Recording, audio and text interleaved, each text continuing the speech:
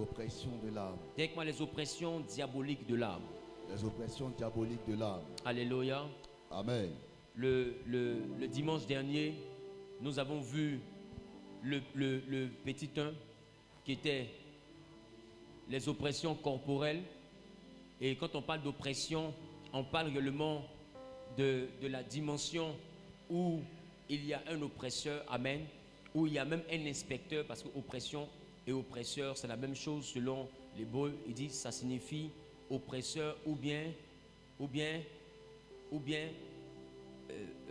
inspecteur, ou bien maître, ou bien seigneur, kurios. Amen. Et ça parle de nagas, quelqu'un de nagas. Donc lorsqu'on parle de l'oppression, on parle également de l'inspecteur, c'est le surveillant, ou bien on parle du Seigneur, le propriétaire de tout. Donc l'oppression, quand tu es sous une oppression, Dieu ne te bénit pas, mais il te délivre.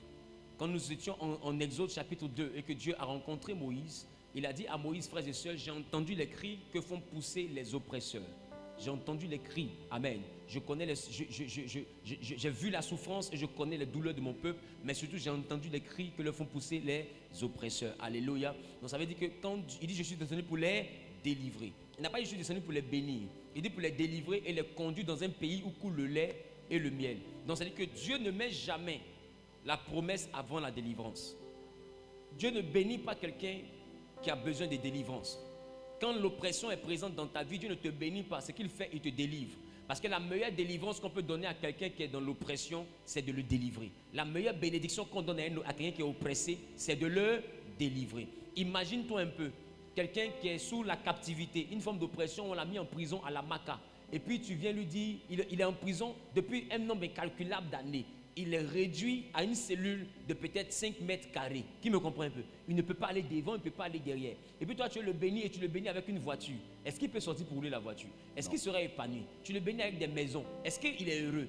Ce n'est pas ce qu'il veut. Les maisons sont de bonnes choses. Mais il ne sait même pas maison là, mais c'est comment. Il ne sait même pas quelle odeur est dans sa maison. Il ne sait même pas à quoi ressemblent ses meubles. Il n'arrive pas photo, mais il n'a pas profité. Pourquoi? Parce qu'il est dans une prison. Quand Dieu veut te bénir, il te fait sortir d'abord de la prison de l'oppression et maintenant il te donne la bénédiction. Donc c'est pourquoi il a dit, je les délivrerai et je les conduirai dans un pays où coule le lait et le miel en abondance. Alléluia. Alléluia. Vous pouvez voir ça en Exode, le chapitre 2. Voilà, le chapitre 2, on va prendre le temps de lire. Alléluia. Quelqu'un dit, on va prendre le temps de lire. Quelqu'un dit, on va prendre le temps de lire. On va prendre le temps de lire. Je viens pour t'adorer, prosterné à tes pieds. Allons-y plutôt au chapitre 3 d'Exode, s'il vous plaît, autant pour moi. Allons-y plutôt au chapitre 3 du livre d'Exode. Le verset 9, il dit, voici, les cris d'Israël sont venus jusqu'à moi et j'ai vu l'oppression que leur font souffrir les oppresseurs. Dis à ton voisin, celui qui est oppressé souffre. Celui qui est oppressé souffre. Donc il dit, j'ai vu l'oppression que leur font souffrir les Égyptiens. Alléluia. Le verset 10, il dit, maintenant va, je t'enverrai auprès de Pharaon, tu feras sortir d'Égypte mon peuple, les enfants d'Israël. Alléluia. Tu feras sortir d'Égypte mon peuple, les enfants d'Israël. Alléluia.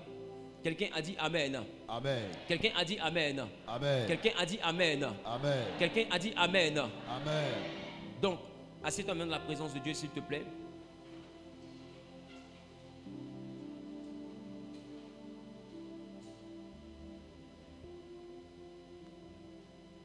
Regarde le verset 16. Il dit, va rassembler les enfants d'Israël, tu leur diras, l'Éternel, le Dieu de vos pères, m'est apparu, le Dieu d'Abraham, d'Isaac et de Jacob. Il a dit, je vous ai vu et j'ai vu ce qu'on vous fait en Égypte. Et j'ai dit, je vous ferai monter de l'Égypte, d'accord, où vous souffrez, dans le pays des Cananéens. Il dit, je vous ferai monter de l'Égypte où vous souffrez, dans le pays des Cananéens, des Hétiens, des Amoréens, des Phérésiens, des Éviens et des Jébusiens, dans un pays où coule le lait et le miel. Dans un pays où coule le lait et le miel. Donc vous voyez qu'il a dit, je vous ferai sortir d'Égypte, amen, et je vous ferai monter dans un pays où coule le lait et le miel. Donc ça veut dire que aussi longtemps qu'il ne te fait pas sortir de ce qui est comme l'Égypte pour toi, il ne te fait pas non plus monter dans un pays où coule le lait et le miel. Pour que tu ailles dans le pays où coule le lait et le miel, il faut sortir du pays où tu es dans une oppression. Alléluia. Quelqu'un dit j'ai besoin de la délivrance face à l'oppression. J'ai besoin de la délivrance face à Donc en ce l'oppression. qui concerne l'oppression, nous avons pu voir par la grâce de Dieu, l'oppression corporelle. Là où Satan envoie les enfants de Dieu à ne pas apprécier leur corps, à ne pas apprécier ce que Dieu a fait d'eux. Alléluia. David dit, je te bénis parce que je suis une créature si merveilleuse. Or, ce qu'on doit savoir, c'est que le standard de la beauté, selon que les hommes ont établi, j'ai dit selon que les hommes ont établi, le standard de la beauté, c'est d'avoir, quand tu es un homme, avoir une belle taille, d'accord, au moins 1m72, amen, un beau visage, amen, ne pas être truc. Dites-moi, ça c'est le standard de la beauté. Qui comprend de quoi je parle? Qui sait que ce que je dis est vrai? Aujourd'hui, on dit Miss Côte d'Ivoire. Miss Côte d'Ivoire, on n'a pas vu Apoutou dedans. On n'a pas vu. Mais est-ce que vous êtes sûr que celle qui est Miss Côte d'Ivoire, est-ce que vous êtes sûr que c'est la plus belle femme de la Côte d'Ivoire? Jamais. C'est pas la plus belle femme de la Côte d'Ivoire. Sans vouloir l'attaquer, c'est pas d'elle que je parle, mais c'est pas la plus belle femme de la Côte d'Ivoire. Mais c'est la plus belle femme qui a répondu au standard de la beauté. Qui me comprend un peu? Selon leur concours, selon les critères qu'ils ont dans leur concours, elle est la Miss. Est-ce que quelqu'un me comprend un peu? Sinon, il y a d'autres femmes qui sont plus belles, mais qui ne remplissent pas ces critères. On veut des filles qui sont Miss. Peut-être que toi, tu n'es pas Miss, tu es plus jolie qu'elle. Qui me comprend un peu? Amen. Donc, ça veut dire que dans la dimension de la beauté, les hommes ont établi un standard. Mais David dit, pendant que lui, il est petit de taille, un bout d'homme, David, je te bénis parce que je suis une créature si merveilleuse. Tes œuvres sont admirables et mon âme le reconnaît bien. Et l'oppression corporelle t'envoie à ne pas accepter la manière dont Dieu t'a créé, la manière dont Dieu t'a fait, la manière dont Dieu t'a façonné. Alléluia. Des fois, tu n'aimes pas le corps que tu as. Des fois, tu n'aimes pas les pieds que tu as. Des fois, tu n'aimes pas le nez que tu as. Dis à ton voisin, ton nez, c'est ton nez. Il faut bien appuyer dessus. Dis voisin, ton nez, c'est ton nez. Tu n'auras jamais le nez de ton voisin. C'est ton nez. Amen. Amen. Tes pieds sont tes pieds. Ton ventre là, c'est ton ventre. Il ne faut pas chercher à avoir le ventre de quelqu'un d'autre. Il y a des gens sur la terre. Si tu veux, ne mange pas, tu seras Apoutou. C'est ton modèle qui est comme ça. Arrête de te stresser inutilement. Si tu te mets dans une forme d'oppression, qui me comprend un peu? Tu te mets la pression pour rien. Amen. Tu veux forcément devenir comme Zawi, avoir une petite forme parce que ça c'est une forme économique. Mais Yawa, dans le délire, c'est qu'il dit à vous. Donc, tu veux forcément avoir une petite forme. Tout le monde n'est pas petit de forme. C'est comme ça que tout le monde n'est pas gros aussi. Donc, ça veut dire que la meilleure manière de vivre, c'est de valoriser la manière dont Dieu t'a façonné. Dans l'oppression corporelle, il faut comprendre. Hein, vraiment, je suis trop grosse, je suis triste parce que je n'arrive pas à porter cette robe-là. Mais j'ai envie de te dire, cette robe-là n'est pas pour ceux qui ont ta forme. Mais il y a aussi de belles robes qui appartiennent à ceux qui ont ta forme. Il faut chercher la robe qui va avec toi, ton modèle, que de te stresser pour entrer dans une robe qui n'est pas ton modèle. Qui me comprend un peu? Amen. Ne te stresse pas. L'oppression est une œuvre satanique pour t'envoyer à régner ce que Dieu a fait de toi. Et j'ai envie de te dire, corporellement parlant, ne te mets pas la pression à cause d'un homme. Parce que j'ai envie de te dire, l'homme que Dieu a façonné pour toi, ou la femme que Dieu a façonné pour toi, répond aux critères de ton corps, ne correspond pas au corps de ton voisin. Ce que tu es, ce que ta mère Dieu t'a formé, c'est comme ça que la personne te veut, c'est comme ça que la personne t'apprécie. Adam n'a jamais dit à Ève, tu es trop grosse. Il n'a jamais dit à Ève, tu es trop mince. Il n'a jamais dit à Ève, pourquoi ton nez est comme ça. Il dit, voici la chair de ma chair, l'os de mes os. Parce que tel que je vois la femme là, en réalité c'est comme ça que ma femme là est. J'ai envie de te dire, tu n'es pas la femme de ton mari pour être la plus belle femme du monde, mais j'ai envie de te dire que devant lui, tu es la plus belle femme du monde, c'est pourquoi il est ton mari. J'ai envie de dire à quelqu'un, celui que Dieu envoie pour te marier, pour lui tu es Miss Côte d'Ivoire. D'ailleurs, au-delà de Miss Côte d'Ivoire, tu es Miss Monde. Un point, un trait. Tu n'es pas là pour plaire à tout le monde, tu es là pour plaire à ton mari. Tu n'es pas là pour plaire à tout le monde, tu es là pour plaire à ta femme. Maintenant, toi qui t'habilles de manière à ce que ton mari lui-même n'aime pas comment tu t'habilles, c'est que tu veux plaire à quelqu'un d'autre dehors. Ça, c'est un autre message. Oui. Ça, c'est un autre message. C'est un autre message. Parce que normalement, tu es là pour plaire à ton mari. Maintenant, tu t'habilles, tu sais qu'il n'aime pas ça, mais c'est ça que tu portes. C'est que quelqu'un d'autre aime ça. Ah, question. C'est quelqu'un là. Il faut qu'on sache c'est qui. Deuxième dimension de l'enseignement que nous avons donné, nous avons parlé tantôt de l'oppression dite physique. Et là, j'ai parlé des maladies qui peuvent arriver dans la vie d'un homme. Physiquement, quand on parle d'oppression, c'est-à-dire que mon corps va mal. Physiquement, je vais mal. Il y a des anomalies dans mon corps. Je suis malade, soit d'une maladie naturelle, ou d'une maladie spirituelle. Alléluia. Et dans mon corps, je ne vais pas bien. Amen. Donc, on peut être oppressé physiquement par des maladies. Alléluia. Donc, quand tu est malade continuellement, de manière bizarre, de fois même les médicaments qui sont censés soigner, guérir cette maladie, n'arrivent pas à toi te guérir, sache que tu es dans une rubrique qu'on appelle l'oppression physique. Ça veut dire que tu es peut-être atteint d'une maladie mystique, ou bien des fois tu vas à l'hôpital, on cherche la maladie, on ne trouve pas, c'est que tu es face à une oppression dite physique. En ce qui concerne le premier point, le verset de base, c'est Psaume 139, verset 14. David dit: je te loue de ce que je suis une créature si merveilleuse, tes œuvres sont admirables et mon âme le reconnaît bien. Alléluia. Amen. Dis à ton voisin, c'est ton âme qui doit être à l'aise. Donc ça veut dire que David dit: je me réjouis parce que mon âme reconnaît. Donc ça veut dire que l'oppression n'est pas dans le corps, l'oppression est dans l'âme. Il dit: c'est mon âme qui accepte ce que mon corps est. Est-ce que quelqu'un me comprend? C'est mon âme qui accepte ce que mon corps est. Donc ça veut dire que dans la dimension de quand tu ne te sens pas bien dans ta peau, c'est que c'est ton âme qui n'est pas à l'aise avec ton corps. Est-ce que quelqu'un me comprend? C'est là on dit: je ne suis pas bien dans ma peau. Quelqu'un a entendu cette expression? Je ne suis pas bien dans ma peau. Ça veut dire que moi je suis à l'intérieur, mais je ne suis pas bien dans cette peau là. C'est que je veux être bien, mais dans une autre peau. Est-ce que quelqu'un me comprend un peu? Donc ça veut dire que c'est l'âme qui ne se sent pas à l'aise. C'est l'âme qui est inconfortable dans le corps. C'est l'âme qui me comprend un peu. Donc il y a ce qu'on appelle l'oppression physique, où l'âme reçoit une maladie. Il y a des maladies qui ne sont pas corporelles, il y a des maladies qui sont dans l'âme. Est-ce que je parle à quelqu'un? Et quand la maladie est dans l'âme, le médicament qui soigne le corps ne peut pas guérir l'âme. Et c'est là qu'on voit des personnes qui tombent malades. Le médecin diagnostique un palu, on lui donne un traitement de palu, mais il meurt. Et la maladie s'aggrave. On a vu ça ou pas?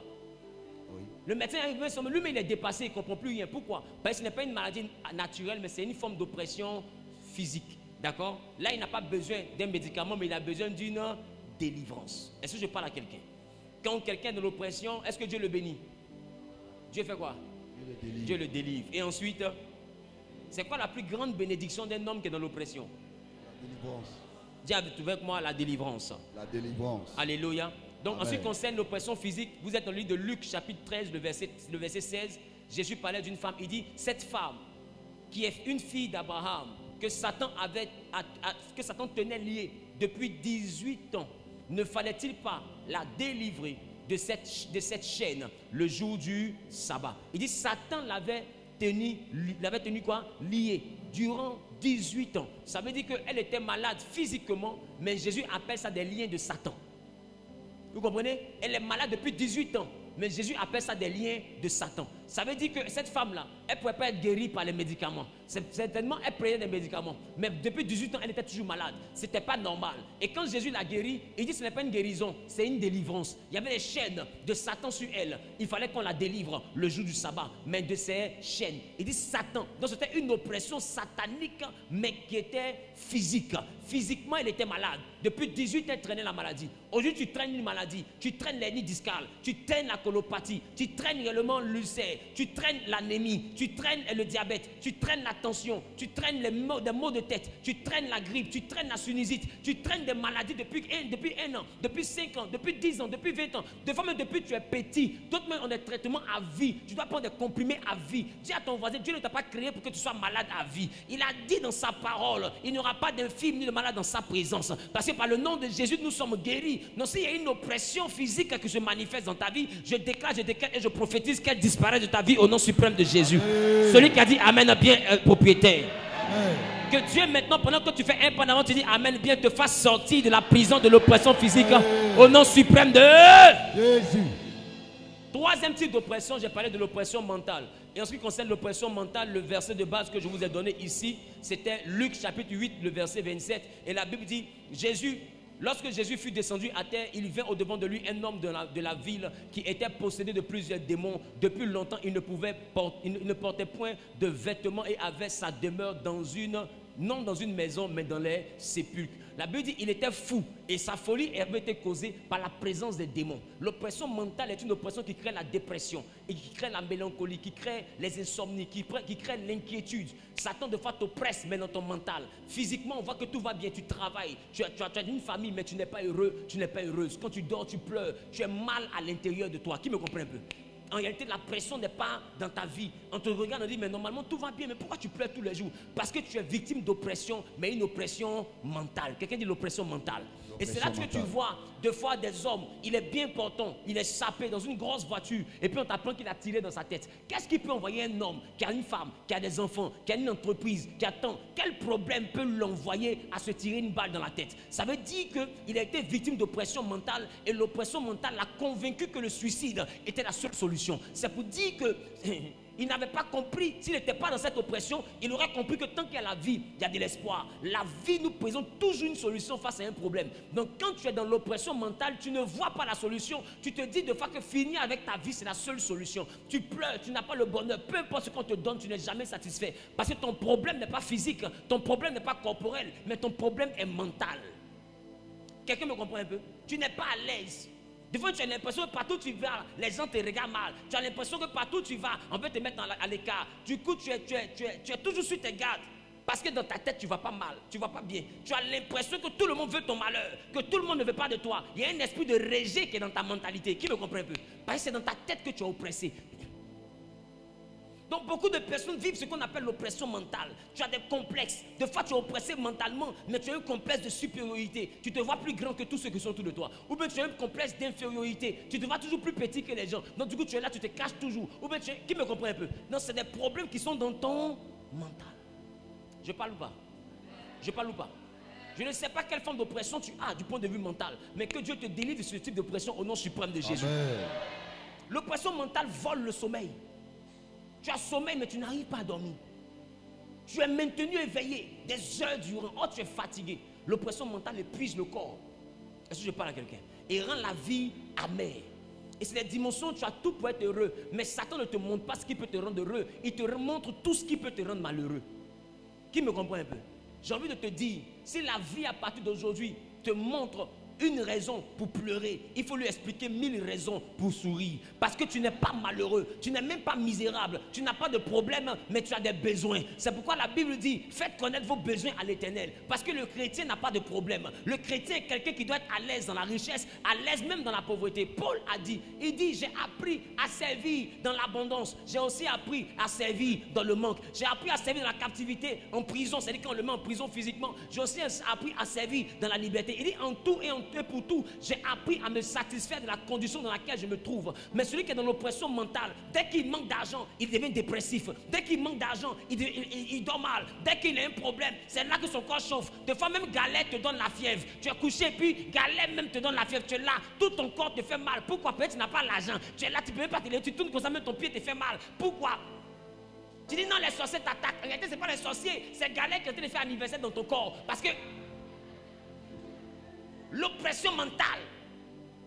Pendant que tu n'as pas d'argent, tu as au moins une maison, il y a de quoi manger à midi, mais tu t'inquiètes du lendemain. Celui qui est victime d'oppression mentale, c'est celui qui n'a pas la foi. Il ne croit pas en des choses qu'il n'a pas vues. Donc tant qu'il ne voit pas, son esprit travaille dans l'inquiétude, son esprit travaille dans la peur. Et tu te mets une pression. Bah, tu te dis quoi? Qu'est-ce qui va se passer demain? Jésus dit, ne vous inquiétez pas du lendemain. Parce que c'est un stress cadeau, c'est un exercice inutile que tu vas donner à ta mentalité. Parce que dans le lendemain, aujourd'hui tu es cadre. Qui te dit que demain tu seras en train de travailler? On peut te renvoyer même demain. Ne t'inquiète pas du lendemain. Le lendemain appartient à Dieu. Délivre ton esprit de l'inquiétude et vis l'instant présent avec le Saint-Esprit. Et le Saint-Esprit lui-même se chargera de ton lendemain. Quelqu'un a dit Amen bien. Je déclare, je décrète et je prophétise que la peur du lendemain te quitte, que l'oppression mentale te quitte. Au nom suprême de Jésus. Celui qui dit Amen bien est propriétaire. Au nom de... Quelqu'un, je suis libéré de l'oppression mentale. Je suis libéré de l'oppression mentale.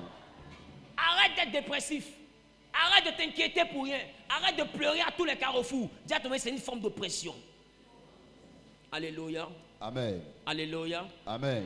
Nous sommes dans le livre de 1 Samuel chapitre 19, le verset 9. La Bible dit alors, le mauvais esprit de l'Éternel fut sur Saoul, qui était assis dans sa maison, sa lance à la main. David jouait de la harpe. Alléluia.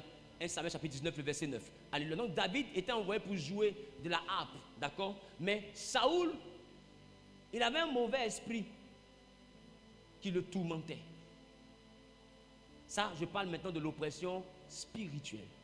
La Bible dit un mauvais esprit de l'Éternel. Ça, c'est un autre message. Un mauvais esprit de l'Éternel. Comme un mauvais esprit peut être de l'Éternel. C'est comme si on disait l'esprit de l'Éternel. Mais comme ce n'est pas le Saint-Esprit, mais que c'est un mauvais esprit, alors on précise d'abord que ce n'est pas l'Esprit Saint, mais c'était un mauvais esprit de l'Éternel. Comment l'Éternel parmi ses esprits a des mauvais esprits? Ça, c'est un autre message. Donc, un mauvais esprit envoyé par l'Éternel, un mauvais esprit qui appartenait à l'Éternel était sous Saoul. Donc Saoul était tourmenté. Il est dans sa maison et puis il a sa lance dans la main. Comme s'il s'en fait guerre. Parce qu'il est tourmenté. Et David, pendant que le roi est agité, et sa lance, son épée dans la main, c'est comme s'il veut faire parler avec quelqu'un. Parce qu'il se dit, les gens l'attaquent, les gens l'attaquent. Il est traumatisé. Et David jouait la harpe. Et quand David se met à jouer la harpe, ça le calme. Et l'esprit le laisse. Quel est ce mauvais esprit qui obéit à l'adoration? Quel est ce mauvais esprit? Pour le chasser, il faut adorer.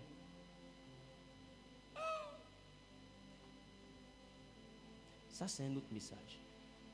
Ce que je veux t'envoyer à comprendre, c'est qu'il y a des esprits qui peuvent tourmenter des hommes. Il y a des maisons où la maison est victime d'oppression. Tout le monde a un problème de travail, de voyage, etc. Parce que dans la maison, il y a un esprit. Il y a des maisons, même là, tu vas habiter là-bas, à cause des esprits qui sont dans l'immeuble, ou bien les alliances du propriétaire de l'immeuble. Tous ceux qui vont là-bas, ou bien tous ceux qui habitent dans la maison, leurs affaires ne marchent plus. Est-ce que quelqu'un me comprend un peu? Parce que la maison est sous une oppression spirituelle. Est-ce que je parle à quelqu'un? D'autres me sont chez eux, ils entendent des trucs qui marchent. Oh, ce n'est pas des anges. Porte, bébé pleure dans la maison. C'est des oppressions spirituelles. Il y a des apparitions. Tu es couché et puis tu vois, il y a quelqu'un qui est arrêté devant toi. Et puis tu ne vois pas sa tête, mais tu vois tout son corps. Tu ne peux plus bouger. Tu deviens dur. C'est des esprits qui viennent te tourmenter. Ou bien la nuit, on te poursuit la nuit. Tu vois tous les serpents. C'est tout qu'on veut tuer. Des fois, on te poursuit jusqu'à quand tu te réveilles, tu as le plafond. Ils ont écrit à suivre. Qui me comprend? Et tu passes ton temps à courir la nuit. Tu es oppressé. Toi-même, tu cherches mari de matin. Tu n'as pas eu mari de matin, c'est pour la nuit que tu as eu. Là, chaque soir, il va venir te peindre. Chaque soir, il est dans ton corps.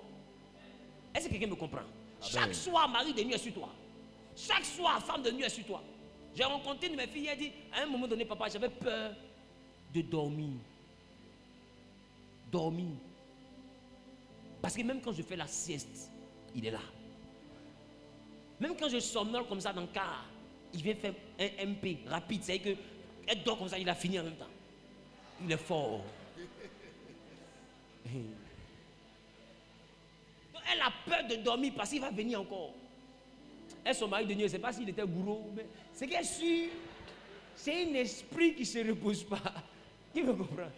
Des fois même, pour les autres au moins, là, il va un peu puis il revient. Mais elle là, mon fils, je sais que tu es gourou, donc il n'était pas gourou. Mais pour elle là, un mari de nuit inspiré. Même qu'elle somnole, il est là. Et il y a des gens qui ont ce genre de trouble. D'autres hommes habillés, ils se réveillent déshabillés. Ne jouez pas avec le mari de nuit, c'est sérieux. Hein? D'autres hommes habillés, ils se réveillent déshabillés, puis le lit est mouillé. D'autres là, c'est dans le songe, mais physiquement, ils sentent comme si quelqu'un est vraiment sur elle. Ou bien quelqu'un est vraiment avec lui. Parce que c'est des oppressions d'esprit. Ne jouez pas avec. Est-ce que je parle à quelqu'un? Quelqu'un dit, je suis délivré de l'oppression spirituelle. Je suis délivré de l'oppression spirituelle. Ce que je veux que nous puissions voir aujourd'hui, pour poursuivre notre message, alléluia, alléluia. Amen. C'est l'oppression conjugale. Quelqu'un dit l'oppression conjugale. L'oppression conjugale. Quelqu'un dit l'oppression conjugale. L'oppression conjugale. Et là, on a parlé tout à l'heure dans le livre de Jean, chapitre 4, le verset 18, de cette femme qui avait 5 maris. Il dit, car tu as eu 5 maris, et celui que tu as maintenant n'est pas ton mari. D'accord? Et elle dit, en cela, tu as dit vrai. Voici une femme dont les maris ne restaient pas. Voici une femme dont les maris ne restaient pas. Ça veut dire qu'elle a eu 5 maris. Jésus n'a pas dit, tu as été divorcé. Donc, je peux essayer de pousser ma réflexion pour dire que peut-être que c'est le mari mourrait. Est-ce que quelqu'un me comprend? Qui sait qu'il y a des personnes, leur mari meurt. Ou même quand quelqu'un veut la marier, là, il meurt. Ça veut dire qu'il y a une limite en termes de mariage. Il y a une oppression de mariage. Il y a des esprits d'anti-mariage qui fatiguent cette personne. Donc, elle n'a pas la chance en termes de mariage. Mais en termes de maîtresse, elle a chance. Les 5 maris qui étaient pour elle sont partis. Il dit, celui même qui tu es maintenant, ce n'est pas ton mari. Ça veut dire quoi? Ça veut dire qu'elle est coco mari de quelqu'un. Mais là où elle a eu un mari, c'est parti. 2 maris, il est mort. 3 maris, il est mort. Jusqu'à 5, elle est fatiguée. Elle dit désormais, mariage et moi, c'est bon. Je me mets sur le côté et puis je peinture le mari d'autrui. Et depuis qu'elle a commencé à faire ça, personne ne meurt. Et dans ce cas-là, comme maintenant, j'ai trouvé la formule pour que personne ne meure, donc mon gars, reste là-bas, de temps en temps, je te bip, tu me rappelles. Et beaucoup de personnes sont dans des formes d'oppression conjugale, où tes relations n'ont pas de tête, n'ont pas de queue. Tout ce qui est sérieux n'aboutit jamais. Mais c'est ce qui est bizarre là, c'est ça qui dure. Depuis le jour où elle a décidé d'être maîtresse, tout allait bien. Mais quand elle a voulu se marier 5 fois, elle les a perdus, ils sont morts. Est-ce que je parle à quelqu'un? Amen. Donc, c'est que dans le péché avec les hommes mariés qu'on te prend au sérieux. Et les hommes qui sont mariés, qui ne vont rien faire avec toi, leur relation est plus chic que celui qui est fait sérieux. Celui qui est fait sérieux, là, quelque chose vient gâter. Mais celui qui ne fait pas sérieux, vous avez fait 5 ans, vous êtes dedans. Qui me comprend un peu? Amen. Là, ce n'est pas sérieux. Mais dès que ça veut devenir sérieux, la fille là, tu la laisses. Dès que ça veut devenir sérieux, le monsieur là, il te laisse. Et tu ne comprends pas. Tu penses que c'est normal. Ce n'est pas normal. Une femme aussi a ce problème. Et par la parole de connaissance, Jésus a révélé ce problème. Il dit, tu as eu 5 maris. Et celui-même qui est là n'est pas ton mari. Ça, c'est le premier cas de figure. Les gens qui n'arrivent pas à rentrer dans le mariage. Deuxième cas de figure. Des gens qui rentrent dans le mariage. Mais quand vous êtes dans le mariage, l'oppression envoie un dégoût du mariage. Donc tu es dans le mariage, mais tu n'as plus la vie du mariage. Tu es dans le mariage, vous êtes dans la même maison, mais vous ne vous touchez plus, vous ne vous parlez plus, votre maison est sous tension. Tout le monde vous voit dehors, ça va, mais le mariage la chauffe. Regardez, c'est divorce que vous n'avez pas encore annoncé. Sinon, vous êtes déjà divorcé dans la maison. Qui sait qu'il y a des couples qui font 1 an sans se toucher? Ça, c'est un couple encore. Ils sont victimes d'une oppression. Et quand c'est comme ça, l'homme a l'impression que son bonheur est dehors. La femme aussi a l'impression que son bonheur est dehors. Et à l'intérieur, ils ne se parlent plus. Ils rentrent que pour être là. Non, on est encore ensemble que pour les enfants. Le mariage n'est pas là pour les enfants. Le mariage n'est pas là pour les enfants. Et il y en a qui conservent le mariage que pour les enfants. On ne conserve pas un mariage pour les enfants. Parce que j'ai envie de te dire, quand tes enfants seront en âge de se marier, ils vont te laisser. Et si tu les empêches de te laisser, ils vont aller voir un pasteur pour qu'on mette le feu sur toi parce que tu es un mari de nuit. Tu veux les empêcher de se marier. Maintenant, pour des gens comme ça, là, toi, tu vas rester dans un mariage. Pendant qu'ils auront 25 ans, 28 ans, ils vont trouver l'homme ou la femme de leur vie. Ils vont te laisser dans ta maison pour aller se marier. Tu parles trop, c'est que la vieille doit être sorcière. C'est que de toi, ils vont parler comme ça. Hein? Est-ce que je parle à quelqu'un? Dis à ton voisin, on ne reste pas dans quelque chose à cause d'enfants. Non. Jamais. L'oppression conjugale est une dimension sentimentalement parlant, ça ne va pas. Quand tu es marié ou même quand tu es célibataire, ça ne va pas. Est-ce que vous ne comprenez pas? C'est que les couples ont toujours été la cible de Satan. La première attaque de Satan était contre un couple, Adam et Ève. La promesse de Dieu s'est dessinée dans la vie d'un couple, Abraham et Sarah. La Bible est une affaire de couple. Est-ce que je parle à quelqu'un? La Bible est une affaire de foyer. La promesse de la naissance de Jésus a été donnée à des fiancés, Joseph et Marie. Jean-Baptiste, pour annoncer Jésus, a été donné à un couple, Zacharie et Élisabeth. Vous ne comprenez pas, même Jésus arrive, il meurt, il est encore dans un couple, il est l'époux, l'église est l'épouse. Vous ne voyez pas que toute la Bible est résumée au foyer? Ça veut dire que depuis Genèse, c'est les foyers le problème du diable. Il a un problème avec les foyers. Il a un problème avec les maisons. Vous devez comprendre. C'est pourquoi tu dois marier un homme qui n'est pas manipulable par le diable. Tu dois marier une femme qui n'est pas manipulable par le diable. Sinon, tu n'iras pas loin. Parce que quand Satan a réussi à manipuler Ève, ça détruit la vie d'Adam. Je reprends. Quand Satan a réussi à manipuler Ève, ça détruit la vie d'Adam. Quand ils ont réussi à corrompre Dalila, Samson est mort. Vous ne comprenez donc pas que tout dépend du couple. Tu peux tout avoir dans la vie, mais si dans la vie sentimentale tu n'es pas équilibré, tu n'iras pas bien. Tu ne resteras pas à la maison. On te voit, tu n'es les bars, tu n'es cabaret. Toujours assis dans les restaurants, en train de manger, en train de boire. On pense que tu n'aimes pas rester chez toi. Mais à la maison, tu n'as pas la paix. Est-ce que je parle à quelqu'un? Amen. Et tu les vois, ils sont dans la maison. Ils sont plus heureux sur WhatsApp. Parce qu'ils sont heureux parce que sur WhatsApp, ils causent avec des gens qui sont dehors pendant que les deux sont à la maison. C'est que le couple est mort. Je parle ou je bavarde? Amen. Combien de maisons ne sont pas victimes d'oppression conjugale? Combien de chrétiens même sont dans l'église? Combien même de pasteurs sont dans l'église et ne sont pas victimes d'oppression conjugale? Est-ce que je parle? Amen. C'est la raison pour laquelle dans ton foyer, vous devez monter en spiritualité pour ne pas être manipulable. Parce que j'ai compris que ce que Satan fait dans les couples, c'est manipuler. Les ondis, les nanani, les nananas. Tu n'as pas compris que Satan est là, prend le couple pour cible. Est-ce que je parle à quelqu'un? Est-ce que je parle à quelqu'un? Est-ce que je parle à quelqu'un? Amen. Dis avec moi l'oppression conjugale. L'oppression conjugale. Il dit tu as eu effectivement 5 maris. Et celui que tu as là, ce n'est pas ton mari. Quand tu es dans l'oppression conjugale, toutes les fois où tu veux vivre correctement, tu ne trouves personne. Mais quand tu continues, quand tu veux recommencer ta vie du péché, là il y a rien. Est-ce que je parle à quelqu'un? Amen. L'oppression conjugale. Et même les maris de nous sont à la base de plusieurs oppressions conjugales. Il y a des oppressions conjugales qui viennent, même des décrets des esprits. Il y a des familles où on ne se marie pas. On ne se marie pas. Tu peux faire enfant, mais tu ne peux pas te marier.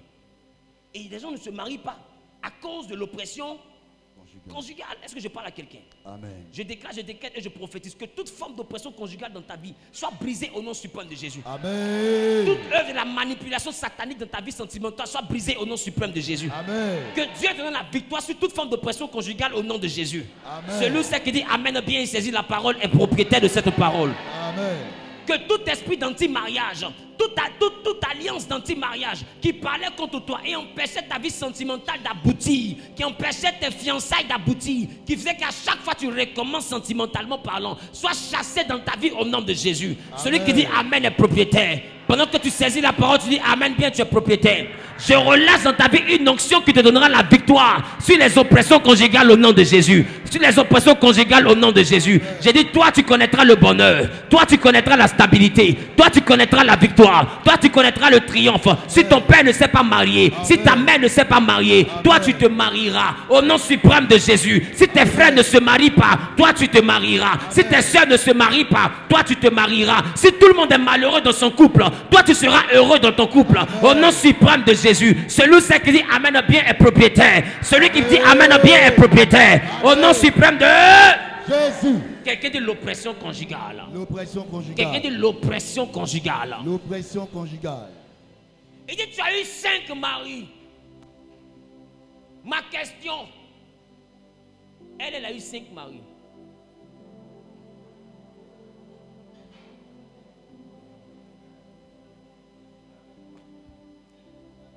Toi, tu as eu combien de fiancés?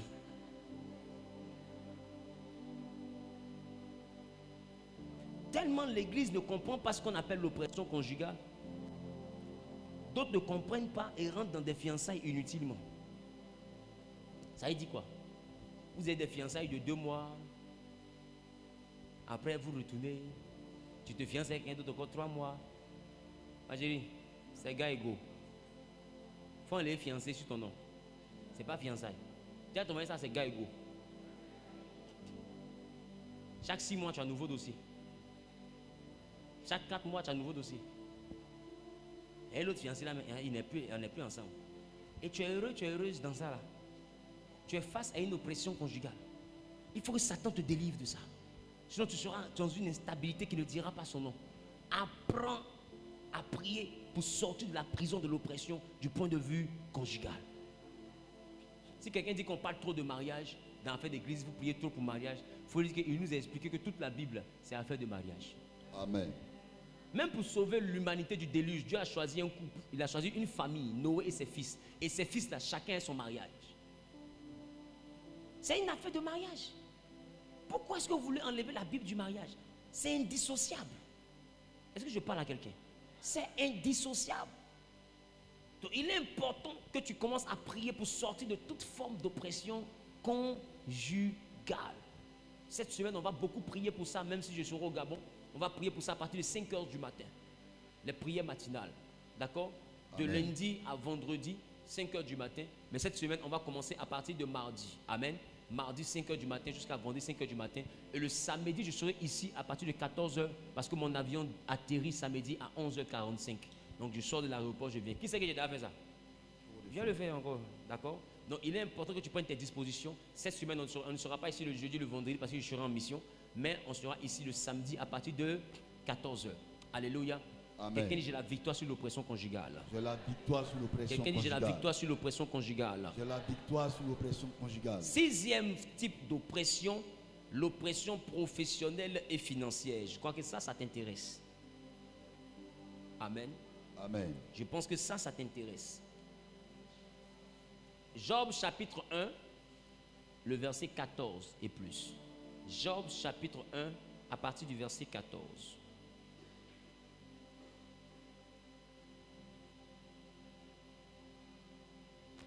Job chapitre 1, à partir du verset 14. Il arrivait auprès de Jacob Il arrivait auprès de Jacob, un messager qui dit, auprès de Job, un messager qui dit, oui, oui, les bœufs oui, labouraient et allons les vite, ânesses, allons vite s'il te plaît. les bœufs labouraient et les ânesses Oui. passèrent Passaient à côté à oui. côté Mhm. de les Sabiens Oui, se sont jetés. les Sabiens dessus. se sont jetés dessus, oui. Les ont ont enlevés oui. et ont passé les serviteurs Et ont au passé les fil de serviteurs l'épée. au fil. Ils ont tué les serviteurs, oui. Et je me suis échappé moi seul. Alléluia. Il dit, Job, les bœufs étaient en train de labourer et les brebis paissaient. Mais pendant que ça se faisait, les Sabiens sont arrivés. Ils ont attaqué et ils ont tué tous les serviteurs. Alléluia. Amen. Alléluia. Amen. Dis à ton voisin les Sabiens. Les Sabiens. Il dit, je me suis échappé moi seul. Alléluia. Et puis au verset 16, la Bible dit, il parlait encore. Lorsqu'un autre vint et dit, le feu de Dieu est tombé du ciel et a embrasé les brebis et les serviteurs et les a consumés. Je me suis échappé moi seul pour t'en apporter la nouvelle. La Bible dit, il parlait encore. Lorsqu'un autre vint et dit, des Chaldéens formés en 3 bandes se sont jetés sur les chameaux, les ont enlevés et ont passé les serviteurs au fil de l'épée. Je me suis encore échappé moi seul. Pour t'en apporter la nouvelle. Verset 18, il parlait encore. C'est-à-dire que le même jour, un vient, il parle, il dit les bœufs étaient pris, les serviteurs étaient tués. L'autre vient, il parle, il dit les chameaux étaient pris, les serviteurs étaient tués. L'autre vient, il parle, il dit le feu est quitté au ciel, est tombé, a tout brûlé. La Bible prend qu'il parlait encore. Lorsqu'un autre vient, il dit tes fils et tes filles mangeaient et buvaient du vin dans la maison de leur frère aîné. Et voici, un grand vent est venu du côté du désert et a frappé contre les 4 coins de la maison. Elle s'est écroulée sur les jeunes gens. Ils sont tous morts. Je me suis échappé, moi seul, pour t'en apporter la nouvelle. La Bible dit, alors Job se leva et déchira son vêtement. En une journée, regardez toutes les nouvelles qu'il reçoit. Il n'a même pas répondu. Avec tellement c'est des enchaînements. Il s'est levé. Il a déchiré son habit en même temps. Pourquoi? Parce que Satan était sur lui. Il était victime d'une oppression. Satan avait été relâché sur sa vie. Et Satan était en train de faire son travail. Donc il a perdu tous ses biens. En une journée. Perdu ses enfants. En une journée. Tous ses serviteurs sont morts. Il restait seulement que 4 ou 3 serviteurs. Ceux qui sont venus annoncer la nouvelle. Tout le reste là, sont morts. Est-ce que quelqu'un me comprend? Professionnellement parlant, Job était à terre. Financièrement parlant, Job était à terre. Toute son économie et ce qui produisait son argent venait de s'effondrer. Son empire était par terre. Parce qu'un esprit était descendu dans sa vie. Toi, des fois, tu es en train de me regarder, tu vis une oppression professionnelle et financière. Tout ce que tu fais ne réussit pas. Ça s'écroule comme un château de sable. Ou bien tu arrives à amasser et un coup le vent vient souffler dessus. Job a connu le vent qui a soufflé et la maison est tombée. Job a connu le feu qui est venu consumer le champ. Job a connu des voleurs qui ont volé ses récoltes, qui ont volé ses animaux et qui ont tué ses serviteurs. Professionnellement parlant, toi, sous quelle forme d'oppression tu te trouves? Est-ce que tu es face à cette forme d'oppression où ce que tu fais ne réussit pas? Ou bien tu es face à cette forme d'oppression où tu fais quelque chose mais ça n'avance pas? Ou tu es face à cette forme d'oppression où tu as l'argent dans ta main mais tout ce dans quoi tu mets, ça se gâte? Ou bien tu es face à cette forme d'oppression où tu travailles, ça réussit, ton argent rentre bien mais tu ne réalises rien? Quelle forme d'oppression financière et professionnelle vis-tu? Parce qu'il y en a, l'oppression n'est pas du côté où je ne gagne pas l'argent. Il y en a qui gagnent vraiment de l'argent, qui sont assis ici. Mais le problème, c'est qu'est-ce que je fais avec cet argent? Non, l'argent est là, ça dort. Parce que tu sais qu'à chaque fois que tu investis, ça se perd. Et quand ça dort, des problèmes viennent encore pour que ça se disperse. Donc tu sais où tu veux arriver, mais tu n'arrives pas à y arriver. Parce que tu es sous une oppression. Est-ce que je parle à quelqu'un? Tu es sous une oppression. Il y a des esprits qu'on appelle le dévoreur. Dimanche prochain, je vais vous enseigner là-dessus. Il y a des esprits qui viennent et qui dévorent ce que tu as. Qui dispersent ce que tu as. Il y a des vents qui soufflent dans tes finances. Et jusqu'à aujourd'hui, tu ne sais plus où donner de la tête. Parce que tout est rassemblé pour que tu sois prospère. Mais tu n'y arrives pas. Les marchés sont là. Les opportunités sont là. Les contacts sont là. Mais tu n'y arrives pas. Ou des fois les marchés, mais tu ne vois même pas route des marchés. Il n'y a pas de client. Tu peux t'asseoir dans ton magasin. Du matin jusqu'au soir, on a trop payé ces deux articles. Dis-moi, pourquoi pour les autres ça marche et pas chez toi? Tu es peut-être sous le joug d'une forme d'oppression que j'appelle l'oppression spirituelle. Je prie et je déclare que l'oppression du point de vue professionnel et financier soit brisée dans ta vie au nom suprême de Jésus. Amen. Peut-être que quelqu'un est fatigué d'être béni. Que cette forme d'oppression qui disperse ce que tu as, qui fait vouer à l'échec ce que tu fais, libère ta vie au nom de Jésus. Amen. Pendant que tu lèves les deux mains vers le ciel, que tu dis Amen bien. Amen. Que Dieu chasse de ta vie l'oppresseur qui agit du côté professionnel et financier. Amen. Que Dieu chasse dans ta vie l'oppresseur qui agit du côté professionnel et financier. Amen. D'autres sont sous une forme d'oppression où tu n'as pas de travail. Tu n'arrives pas à avoir du travail. Tu as un chômage qui ne s'explique pas. Un chômage compliqué, un chômage bizarre. Tu t'en vas, tu as plus de potentiel, d'expérience, tu as plus de connaissances que les gens, mais c'est eux on prend, toi on te laisse. Oppression professionnelle, tu es là depuis longtemps. Ceux qui t'ont trouvé là sont devenus tes patrons. Toi tu ne montes pas. Les salaires de tout le monde augmentent, toi ça n'augmente pas. Tout le monde a des business, pour eux l'argent rentre, pour toi seul, ça ne rentre pas. Les gens te regardent et te demandent, tu es sûr que c'est là-bas là tu travailles? Parce que vous voyez ton ami, il a le même poste que toi, il a 2 immeubles. Toi tu travailles là-bas, tu n'as pas intérêt. Ma chérie, comment tu fais? Donc du coup, ce qui doit te donner l'argent ne te donne rien. Quelle forme d'oppression vis-tu? Je déclare, je décrète et je prophétise que l'oppression professionnelle et financière qui empêchait ta vie d'être épanouie, de connaître l'abondance divine, que cette oppression soit brisée au nom de Jésus. Celui qui saisit cette parole, qui fait un pas en avant, que Dieu rende son grenier capable d'abondance et de surabondance. Si je suis prophète, que Dieu rende son grenier capable d'abondance et de surabondance. Que Dieu te donne la promotion. Que Dieu te donne le travail, que Dieu te donne la prospérité, que Dieu multiplie tes avoirs, que Dieu étende tes limites professionnelles et financières. Au nom suprême de Jésus, je maudis la limitation dans ta vie, je maudis la pauvreté dans ta vie, je maudis l'échec dans ta vie, je maudis le recommencement dans ta vie, je chasse le dévoreur de ta vie. Je ne parle pas à tout le monde, je parle à celui ou à celle qui saisit la parole. Que le Dieu qui a appelé Abraham, le Dieu qui s'est révélé à Jacob, le Dieu qui s'est révélé à Isaac, le Dieu qui s'est révélé à Zaï, dans le nom de Jésus-Christ, puisse te sortir de la prison de de l'oppresseur puisse te délivrer de l'oppression professionnelle et financière. Au nom suprême de Jésus.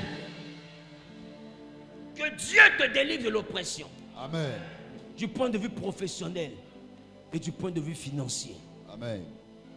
Qu'à partir d'aujourd'hui, et même de ce jeûne qu'on va faire cette semaine, que toute œuvre de l'ennemi dans ta vie du côté professionnel et financier soit brisée. Amen. Beaucoup sont là. Quand c'est pour manger, pour boire, pour payer la maison, payer les factures, l'argent est là, c'est suffisant. Donc du coup, tu n'as pas de problème de charges. Qui vit comme ça? Les charges, tu arrives à faire face aux charges. En tout cas, à côté des charges, ça ne chauffe pas. Mais quand tu décides de vivre au-delà des charges et tu décides d'avoir au-dessus des charges, là tu sens qu'il y a un mur. Donc toi tu vas vivre seulement que pour manger, payer maison, dormir. Tiens, ton je refuse ça. Je refuse ça. Donc du coup tu as beaucoup d'argent, mais tu n'arrives pas à économiser. Mais quand tu t'assois, tu regardes tout ce que tu dépenses. Ça peut payer ta propre maison. Donc toi tu vas rester en train d'être locataire dans la maison des gens jusqu'à mourir dans la maison des gens. Dis je refuse ça. Je refuse ça. Normalement il y a longtemps tu devais déménager. Mais tu n'y arrives pas. Parce que quand ton argent arrive, ça appelle problème. C'est où ton argent, numéro de téléphone, des problèmes. Il y a des autres qui attendent ton argent pour mourir. Dès que tu touches l'argent net, c'est là que ta maman trouve la force pour glisser. Il est rentré dans la douche là, j'ai glissé, mon dos là-haut. La vieille. On peut glisser stratégiquement comme ça. Hier seulement, j'ai eu l'argent. Toi, tu glisses. Il y en a, leur voiture a été envoûtée pour l'oppression. L'argent que tu prends pour réparer voiture, c'est dans ta voiture que ton dévoreur opère. Dès que tu as une entrée d'argent, voiture tombe en panne. Tu as réparé 200 000. Tu as un peu d'argent en voiture, tombe en panne. On dit non, le moteur a coulé bien. Il a dit, les gars, j'avais une voiture comme ça. Ma Chrysler. Je suis assis comme ça. Il n'y a pas d'entrée d'argent. La voiture se porte bien. Je peux rouler comme ça. Tant qu'elle n'en rentre pas 2 semaines, la voiture va bien. Alors papa, Dieu te fait une offrande. Hein? Quand la personne envoie l'offrande, que l'offrande tombe dans ma main, je dors. Je me réveille le matin, je démarre. Ça démarre pas. La voiture est fâchée. La voiture sait que l'argent est venu. La voiture est fâchée. Mon fils, histoire vraie. La voiture est fâchée. Il faut réparer. Tu pilotes un peu encore. Dès qu'il y a un problème encore, la voiture est fâchée. Je l'ai vendue. Même pour vendre, personne ne paye. La voiture est déposée devant ma porte. La voiture refuse de quitter ma vie. Je dis, toi, tu as menti. J'ai fait cadeau. Si, vous savez qui a pris? Mon grand frère. Mon grand frère a pris la voiture, il l'a déposée devant chez lui. Il dit, il va rouler. Il n'arrive pas à rouler la voiture. La voiture a fait 8 mois devant lui. Devant sa porte. Il m'a appelé et je lui ai dit, est-ce pas mieux qu'on vende la voiture? J'ai dit, moi j'ai dit, ça ne vient plus ici. Tu comprends pas quoi? La voiture ne vient plus ici. Il dit, mais toi et tout est bizarre maintenant dedans. La voiture a pris un coup, c'est délabré et tout. On va vendre. Il dit, il faut vendre. Il dit, mais entre quelques clients, il dit, on appelle même les ferrailleurs. C'est que sur cette voiture-là, je ne veux plus la voir. Vous savez, il a vendu la voiture à combien? 500 000. Le gars est venu, il dit, je veux la voiture. Il dit, tu as combien? Il dit, on a 5, il dit 500 000. Mon grand frère peut discuter, non, une telle voiture, 500 000. Il dit, donne-lui. Parce que voiture là, on ne lui a pas donné. Ça a bouffé plus que 500 000 dollars. Je connais l'élément. Donne. Ferrari a soulevé la voiture, il a mis derrière le truc. La voiture a quitté ma vie enfin. C'est-à-dire que la voiture voulait décourager mon grand frère. Et puis mon grand frère l'a soulevé pour ramener chez moi. Il dit, toi, tu ne viens plus ici. Il y a des éléments que le Satan utilise pour vous appauvrir. De fois, c'est la maladie. Dès que tu as l'argent net, ton enfant tombe malade. Toi-même, tu tombes malade. Ou bien télévision se grille. Il faut changer. Portable se casse. On te vole. Parce que tu as eu l'argent. C'est quand tu as volé, des fois c'est important, tu es obligé de remplacer. Et des dépenses inutiles. Tu es face à une oppression financière. Est-ce que je parle à quelqu'un? Amen. Tu es face à une oppression financière. Prends le temps, analyse ta vie, tu verras que ce que je prêche, ça, je ne te mens pas. Oui. Il y a des éléments que, à chaque fois que l'argent vient dans ta vie, donc avant l'argent, là, tu as des projets, mais quand l'argent arrive, tu as des problèmes. Et les problèmes s'opposent à tes projets. Donc tu n'arrives pas à régler tes projets parce que tu prends ton temps à régler tes problèmes. Est-ce que toi, tu vis à cause de problèmes? Mais non! Toi, tu ne peux pas laisser quelque chose et tu es dans les recommencements. Recommencement, tu penses que c'est normal. C'est une oppression. Job aussi a tout perdu. Tu es en train de tout perdre. Mais ce que tu ne comprends pas, c'est que tu vieillis. Il y a une saison où tu n'auras pas toutes ces entrées. C'est maintenant que tu dois prospérer. Sinon, un temps arrive où tu n'auras pas toutes ces opportunités. Tu n'auras même plus la force de sortir. Si tu penses que je mens, regarde ton papa. Le vieux qui était le vieux Joe, là, toujours sapé, bien parfumé. Il est où aujourd'hui? C'est pas au salon. Il peut sortir. Il va travailler comment? Il ne travaille plus. Il est vieux. Il est devant la télévision. Des fois, il n'a rien réalisé. C'est l'an de pension, il attend. Toi-même, tu as pitié de lui. Mais voici ton futur qui est là. Ça veut dire que vous êtes face à une oppression. Tu as beau travailler, mais tu vas venir dans le salon. Tes enfants vont grouiller, vous venir. Même toi-même qui grouille, même là, c'est chaud encore si toi. C'est-à-dire que le futur de ton papa est en train de s'écrire dans ton présent. Et puis toi, tu t'assis, tu ris. Un jour, tu auras le même âge que lui. Tu seras assis où? Lui, au moins, il a une maison, il s'est assis dedans. Lui, au moins, il a une maison, il s'est assis dedans pour regarder la télévision, jouer à Wally. Toi, tu vas t'asseoir où? Dans le studio des gens. Il faut que tu sortes de là. Amen. Est-ce que je parle à quelqu'un? Amen. Et tu vieillis. Hier, tu allumais la télévision, tu ouvrais la pompe, le robinet. Tu ne sais même pas comment on paye facture, mais aujourd'hui, la facture vient devant ta porte. C'est que les données ont changé. Tes enfants sont en train de grandir. Tu as enfant, ils vont à l'école. Ça devient une autre réalité. Dans quelques années, tu seras vieux. Il ne faut pas plaisanter. Regarde ta photo il y a 10 ans et puis aujourd'hui. C'est le même visage. Non. Non, c'est en fait 2035 comme ça. Hein? Tu penses que tu as le temps. Tu n'as pas tout le temps. Ferme les yeux. Hier, on était janvier. Non, 2022, l'année de mon élévation. On est en août. Indépendance, tcha tcha. Dors, tu vas voir. Dors. Tu as dormi, tu vas te réveiller. Tu vas te réveiller tout à l'heure. Bonne heureuse année 2023. Tu vas vouloir sourire. On est en juin. Tu as dit, hey, on est en août. Oui, septembre. Octobre. Bonne heureuse année 2024. Amuse-toi. Ou tu vas voir dedans 2028. Tu n'as pas poulet, tu n'as pas poisson, tu n'as rien d'autre que ton portable et tes perruques. C'est là que tu vas comprendre que Satan t'a eu. Est-ce que je parle à quelqu'un? C'est là que tu vas comprendre que Satan t'a eu. Mais je prophétise, je décrète.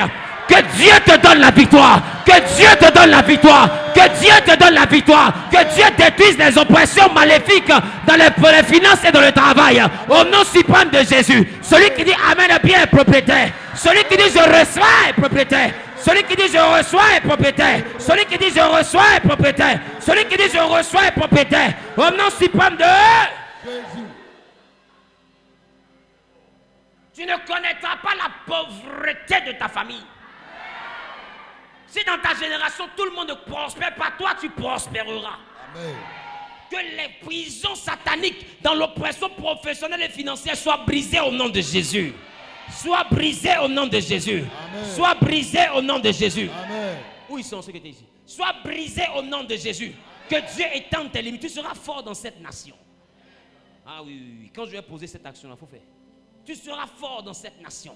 Que Dieu te fasse prospérer au nom de Jésus. Amen. Que Dieu te fasse prospérer au nom de Jésus. Amen. Que Dieu te fasse prospérer au nom de Jésus.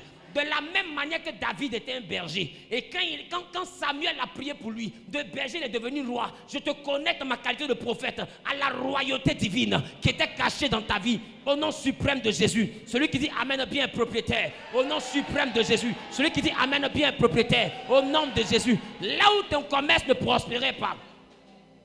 Tu as des jolis projets, mais tu n'as pas de financement. Il n'y a personne pour t'aider à réaliser tes projets. Je déclare, je décrète et je prophétise qu'après ce programme, il dit que ton projet démarre, que ton projet démarre, que ton projet démarre, que ton projet démarre. Celui qui dit Amen bien est propriétaire, au nom suprême de Jésus. Celui qui dit Amen bien est propriétaire, au nom suprême de Jésus. Il y a des gens qui peuvent t'aider, qui ne t'aident pas. Parce que simplement tu es victime d'oppression. Donc ils te font des promesses et puis ils font comme s'ils ont oublié. Je maudis maintenant tout esprit qui les empêchait de t'aider. Je maudis maintenant tout esprit à la base de cette oppression. Au nom suprême de Jésus. Quand ils te verront à partir d'aujourd'hui, ils auront à cœur de t'aider, à cœur de te soutenir, à cœur de te financer, à cœur de te faire prospérer, à cœur de te révéler le chemin de la gloire. Celui qui a dit Amen bien est propriétaire. Amen. Au nom de Jésus. Que Dieu vous bénisse, qui vous donne la victoire sur l'oppression professionnelle et financière. Et beaucoup ici, vous avez de belles idées, mais il n'y a rien pour réaliser les idées. Vous avez de belles idées, mais tout ce qui vous expliquez, ils sont convaincus que c'est bon, c'est une bonne idée, mais pour t'aider, ils ne veulent pas. Toi-même, il faut voir. Pour t'aider, ils ne veulent pas. Or, quand tu les regardes là, ce que toi tu leur demandes là, 2 week-ends, de faire un week-end, ils ont fini de dépenser. Qui remarque ça? De faire un week-end seulement, ils ont fini de dépenser ce que toi tu leur demandes. Mais quand il s'agit de toi t'aider, ils ne peuvent pas. Parce que professionnellement parlant, il y a une oppression qui empêche les gens de te faire du bien. Financièrement parlant, il y a un montant que tu ne dois pas avoir. Donc tu es assis, tu as les petits marchés. Les marchés de 500 000, 1 million. Mais quand tu as un bon marché de 50 millions, de 100 millions, c'est là maintenant que torture rentre dans ton affaire. Qui a remarqué ça? Tant que c'est les petits marchés, 1 million, 2 millions, 5 millions, ça va. Mais tu vas, tu postules à des appels d'offres. Oui, c'est des marchés de 100 millions, 200 millions, 300 millions. Là, tu vois Cana, mais tu ne rentres pas. C'est là que toi, tu deviens Moïse. Tu vois la terre promise et puis tu ne rentres pas. Qui remarque ça? Les grandes opportunités, tu vois. On te dit tu peux faire, mais tu ne trouves pas la capacité de réaliser. Et puis l'opportunité passe. Et toujours c'est comme ça. C'est une oppression. Cette semaine, on va jeûner, prier pour ça. Est-ce que je parle à quelqu'un? Amen. Donc pour cette semaine, je vous laisse face à ces 2 types d'oppression. Amen. Je parlais de l'oppression conjugale et l'oppression professionnelle et financière. Donc on est au niveau de 3 niveaux d'oppression. Mais l'oppression professionnelle et financière constitue le 6e et le 7e point des oppressions. Alléluia. Amen. Alléluia. Amen. Quelqu'un dit 6e et 7e point. 6e et 7e point. Alléluia. Donc il est important cette semaine que tu pries pour ces 3 points. L'oppression conjugale, ta vie sentimentale, l'oppression professionnelle et financière. Tu sais, professionnellement et financièrement parlant, tu peux être instable à cause de l'oppression conjugale. C'est pourquoi je suis en train de presque lier les 3 pour faire le même jeûne. Parce que est-ce que vous savez que par le rapport sexuel, il y a beaucoup de grâce qu'on perd, même en termes de prospérité? Est-ce que vous savez que la période dans laquelle la grâce de la prospérité descend sur toi, c'est cette période-là que tu deviens beau?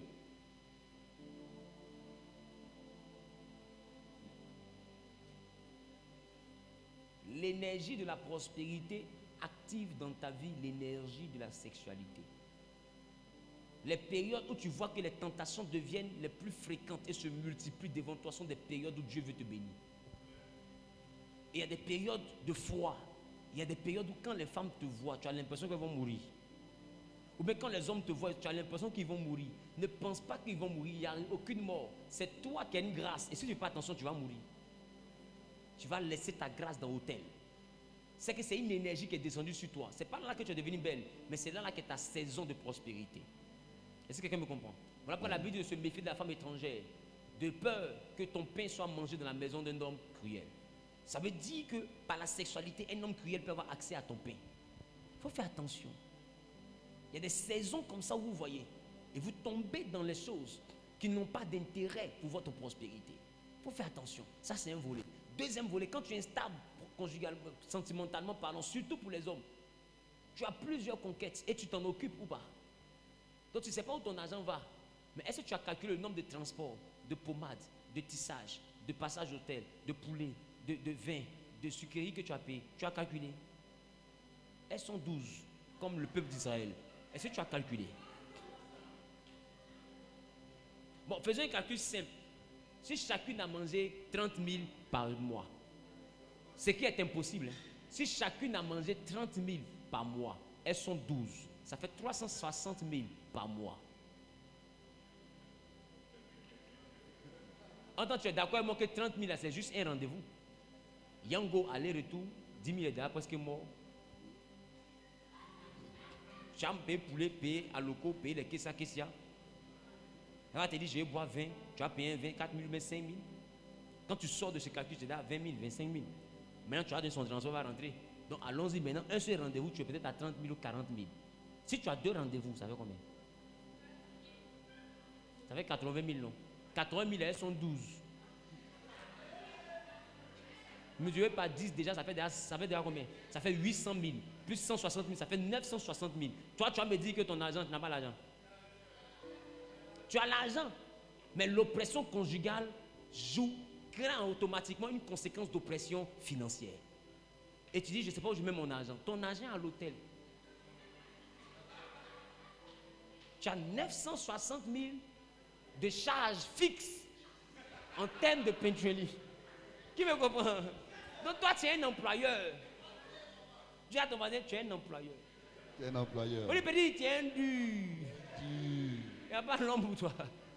Et tu as d'autres sensations comme ça. Eh Dieu, l'homme veut m'expliquer que ce n'est pas les sorciers. Eh Dieu. Je préfère que ce soit les sorciers. C'est plus chic à entendre. Ce n'est pas les sorciers. C'est toi-même. Quelqu'un me comprend? Amen. Donc, je te mets les trois là ensemble parce que les trois là ont des liens très, très sensibles. Donc, il est important que tu pries par rapport aux trois. Quelqu'un a dit Amen. Amen. Tiens-toi debout, on va prier.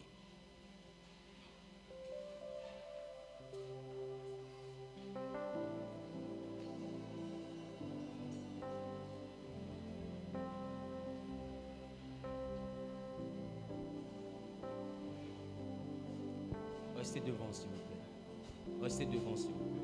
Restez devant.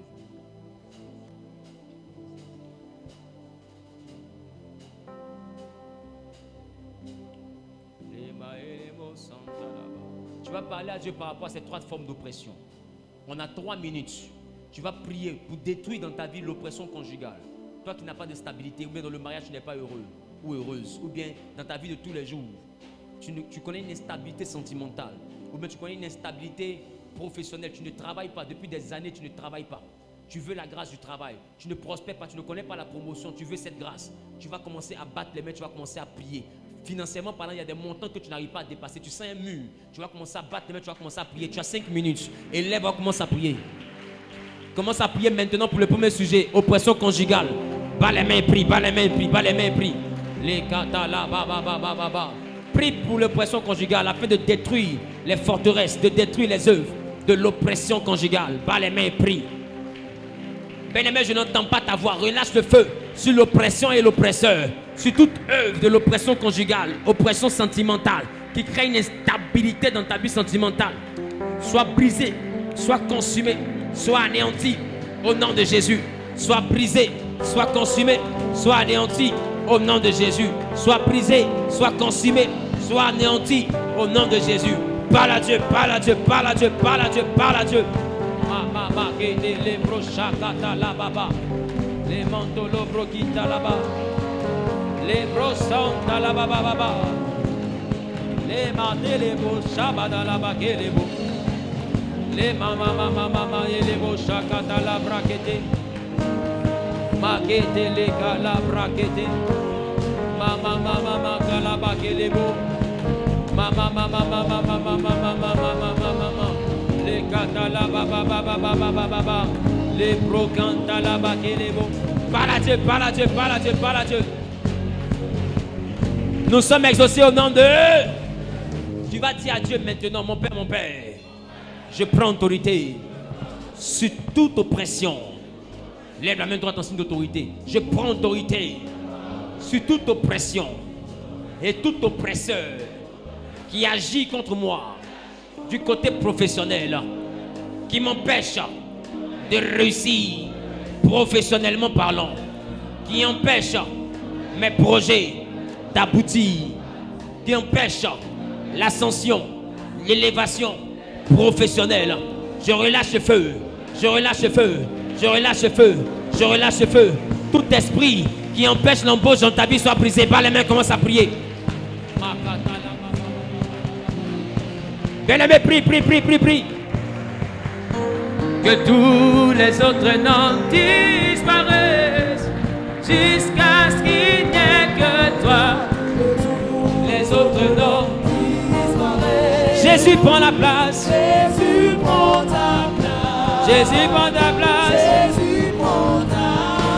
Jésus prend ta place. Jésus prend ta place. Yahweh prend ta place. Jésus prend ta place. Jésus prend ta place. Jésus prend ta place. Jésus prend ta place. Jésus prend ta place. Jésus prend ta place. Jésus prend ta place. Jésus prend ta place. Jésus prend ta place. Adonai prend ta place. Oh. Jésus prend ta place. Éternel prend ta place.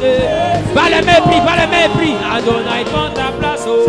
Les gata la braquette, les beaux chakata là-bas. Les prototolo shabada là-bas. Les mandolo prokita là-bas. Les gala braquette, les beaux shabada là-bas. Les canta là-bas.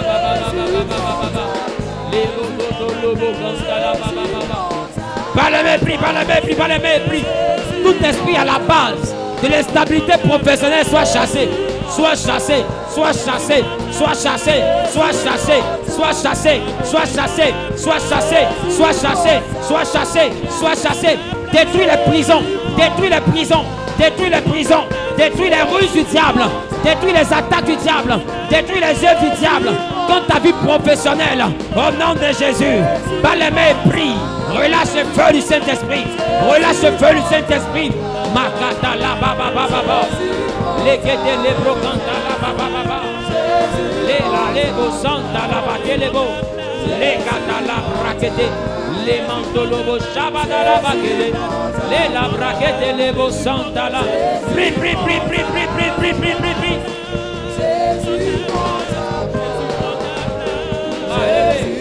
Les gata la baba, masakata la braquette. Nous sommes exaucés au nom de... Quelqu'un dit Amen bien. Pousse ces cris d'un victorieux. Dis avec moi, mon Père, mon Père. Lève la main droite en signe d'autorité. Dis mon Père, mon Père. Je prends autorité contre tout esprit qui engendre dans ma vie l'oppression financière. Toute limite, toute barrière dans mes finances, toute opposition dans mes finances, ce matin, soit brisée. Que l'oppresseur et l'oppression financière soient brisés dans ma vie, soient détruits dans ma vie et dans mes limites, que les sommes d'argent que je n'ai jamais touchées, qui m'interdit de toucher dans le monde spirituel, maintenant viennent jusqu'à moi, le niveau financier que moi Wilfried j'arrivais pas à atteindre, j'arrivais pas à atteindre à cause des démons, des esprits de limitation, des oppresseurs, des oppressions maléfiques. Ce matin, pendant que je bats les mains et que je prie, que la limite soit brisée, que la limite soit brisée, que la limite soit brisée, que la limite soit brisée, au nom de Jésus. Parle à Dieu, parle à Dieu, parle à Dieu, parle à Dieu. Parle à Dieu, parle à Dieu, parle à Dieu, parle à Dieu, parle à Dieu. Jésus prend ta place. Jésus prend ta place. Jésus prend ta place. Jésus prend ta place. Jésus prend ta place. Jésus prend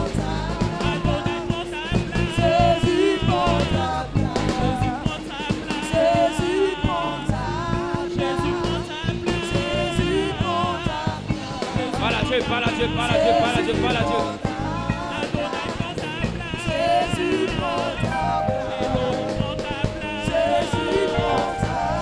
Nous sommes exaucés au nom de... On va prier pour ce dernier sujet. On va prier contre les esprits de lourdeur. Tu viens à l'église, mais à la maison, tu n'arrives pas à prier. Lève la main si tu es dans ce cas. Tu es lourd. Il y a des heures de prière que tu n'arrives pas à atteindre. Quand on parle de prière, automatiquement, quand tu es seul, que tu veux prier, tu as sommeil. Tu t'assoupis, tu es fatigué. Il y a un vent qui souffle sur toi, tu dors. Dis avec moi, Père, dans le nom de Jésus. Père, dans le nom de Jésus. Je prends autorité.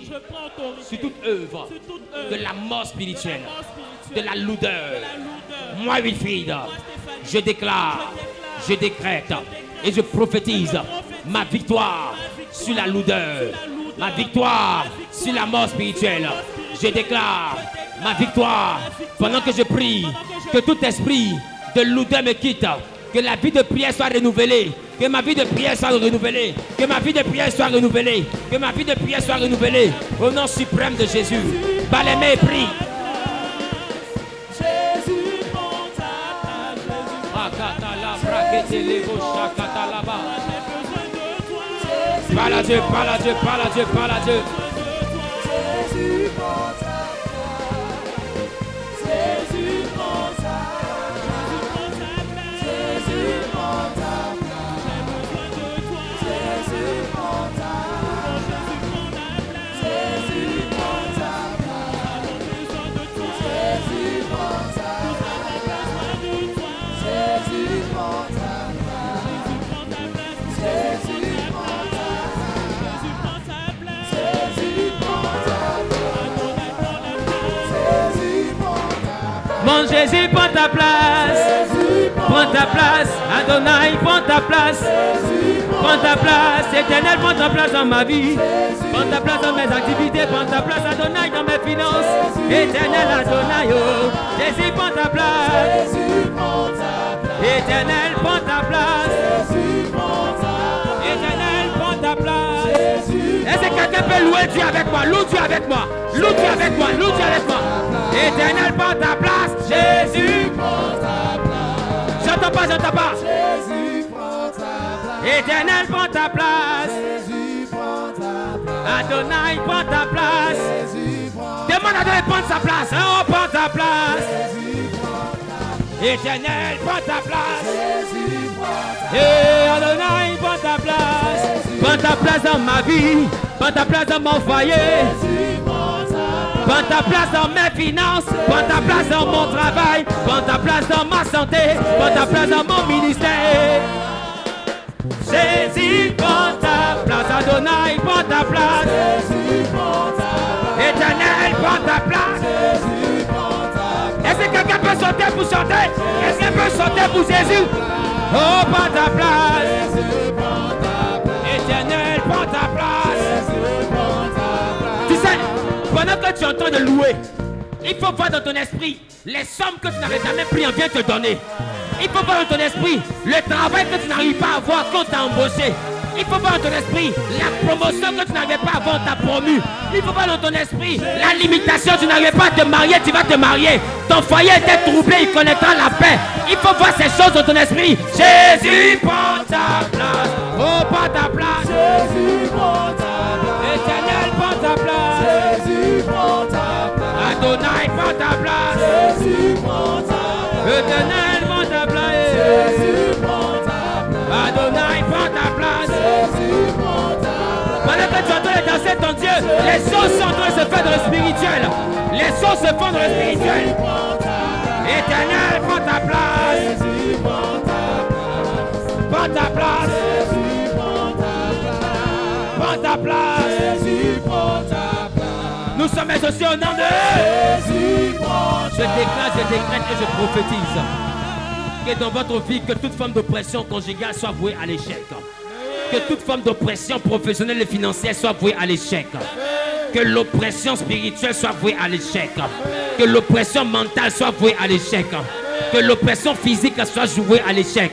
Que l'oppression corporelle soit vouée à l'échec. Je déclare que la lourdeur spirituelle disparaisse de ta vie. Que la vie de prière que tu avais perdue, que tu la retrouves. Toi qui avais une vie de prière, que Dieu t'envoie au-delà de tes limites. Que Dieu t'envoie à une autre dimension. Financièrement, il t'envoie à une autre dimension. Professionnellement, il t'envoie à une autre dimension. Sentimentalement, il t'envoie à une autre dimension. Ah, quelqu'un n'a pas dit Amen, ça me dérange. Dis Amen 6 fois.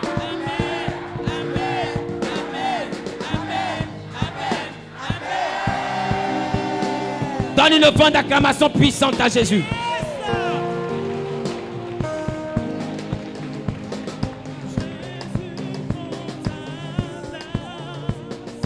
Jésus, prends ta place.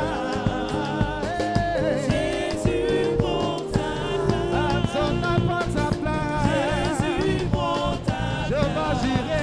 ta place.